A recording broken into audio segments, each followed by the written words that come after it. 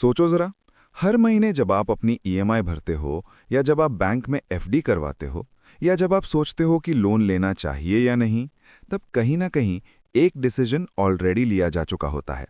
एक ऐसा डिसीजन जो डायरेक्टली आपके पैसे को कंट्रोल करता है। और वो डिसीजन लेता है रिजर्व बैंक ऑफ इंडिया। 2026 आ चुका है।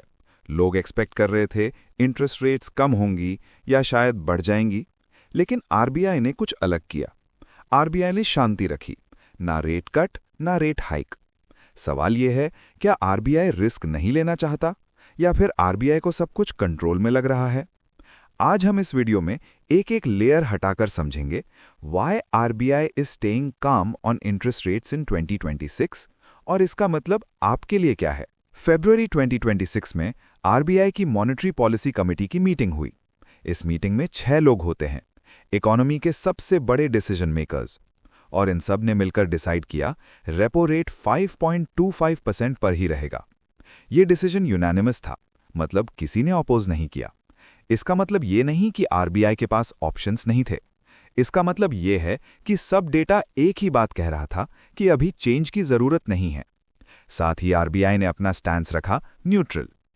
अब एक सेकंड के लिए बेसिक समझते हैं। रेपो रेट होता क्या है? रेपो रेट वो इंटरेस्ट रेट होता है जिस पर आरबीआई बैंक्स को पैसा देता है, और बैंक्स वही पैसा आगे हम जैसे लोगों को देते हैं। Home loan, car loan, education loan, business loan. इसलिए जब आरबीआई रेपो रेट बढ़ाता है, बैंक्स महंगा लोन देते हैं, और जब आरबीआई रेपो रेट घटाता है, बैंक्स सस्ता लोन देते हैं। लेकिन जब आरबीआई रेपो रेट सेम रखता है तो एक सिग्नल जाता है, इकोनॉमी स्टेबल है।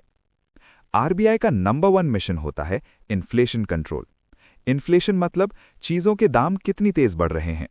अगर इन्फ्लेशन ज्यादा हो जाए तो आम आदमी परेशान होता है, और अगर इन्फ्लेशन बहुत कम हो जाए तो इकोनॉमी स्लो पड़ जाती है। इसीलिए आरबीआई का कंफर्ट जोन होता है अराउंड 4%। 2026 में इन्फ्लेशन इसी जोन के आसपास चल रही है, ना अलार्म वाली सिचुएशन ना इमरजेंसी। इसीलिए आरबीआई ने सोचा, जब प्रॉब्लम नहीं है तो सोल्यूशन क्यों बदला जाए। दूसरी बड़ी वजह, इंडिया की इकोनॉमी स्ट्रांग है, जीडीपी ग्रोथ हेल्दी है, कंजम्पशन स्टेबल है, इंफ्रास्ट्रक्चर प्रोजेक्ट्स चल रहे हैं, लोग खर्च कर रहे हैं, बिजनेस इन्वेस्ट कर रहे हैं। अगर आरबीआई इस स्टेज पर रेट्स को अचानक कट या हाइक करता तो बैलेंस बिगड़ सकता था। इसलिए आरबीआई ने सोचा, let the engine run smoothly. India strong है, लेकिन दुनिया अभी भी शेकी है। ग्लोबल जियोपॉलिटिक्स, ऑयल प्राइसेस का रिस्क, फॉरेन सेंट्रल बैंक्स के डिसीजंस, ये सब इंडिया को इनडायरेक्टली अफेक्ट करता है। अगर आरबीआई अभी डिसीजन लेता और कल ग्लोबल शॉक आ जाता तो आरबीआई के पास करेक्शन का टाइम नहीं होता। इसलिए आरबीआई ने पेशेंस चूज की। न्यूट्रल स्टैंड्स का मतलब होता है आरबीआई फ्लेक्सिबल है, ना वो ग्रोथ को फोर्स कर रहा है, ना इन्फ्लेशन से फाइट कर रहा है, बस डेटा देख रहा है।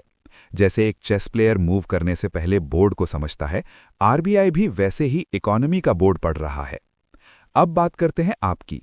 अगर आप बोरोवर हो तो ईएमआई स्टेबल रहेगी। अगर आप सेवर हो तो एफडी रिटर्न स्टेबल रहेंगे। अगर आप इन्वेस्टर हो तो मार्केट को क्लैरिटी मिलती है, अनसर्टेनिटी कम होती है, और मार्केट अनसर्टेनिटी से ही डरती है।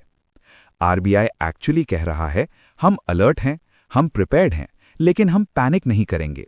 कभी कभी सबसे रिस्पॉन्सिबल डिसीजन होता है वेट करना। तो जब आप सुनो आरबीआई ने रेट चेंज नहीं किया, तो ये मत सोचना कि ये बोरिंग न्यूज़ है। ये एक्चुअली एक मैसेज है, इकोनॉमी स्टेबल है। और जब सेंट्रल बैंक शांत होता है तो आम आदमी को भी थोड़ा चैन मिलता है। आप क्या सोचते हो? कमेंट में जरूर बताना, क्या आरबीआई का काम रहना सही है, या आप रेट कट एक्सपेक्ट कर रहे हो?